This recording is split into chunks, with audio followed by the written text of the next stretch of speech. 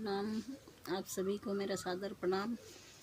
आप सभी को एक नाच, बहुत ही प्यारा नाच गीत सुनाने जा रहे हैं। कैसा लगेगा प्लीज़ कमेंट में बताना। नरमी कलैया सुकुआर हो, चुभी जाला कंगनवा। नरमी कलैया सुकुआर हो, चुभी जाला कंगनवा। सास ननद मोरी बतिया न माने, सास ननद मोरी बतिया न माने, ना माने सजना हमारे हो, चुभी जाला कंगनवा।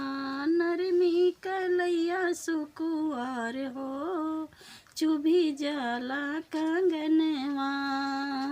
पनिया भरन गए सखियाँ के संग में, पनिया भरन गए सखियाँ के संग में, गिर गए हरवा हमार हो, चुभी जाला कंगनवा। नरमी कलैया सुकुआर हो, चुभी जाला कंगनवा।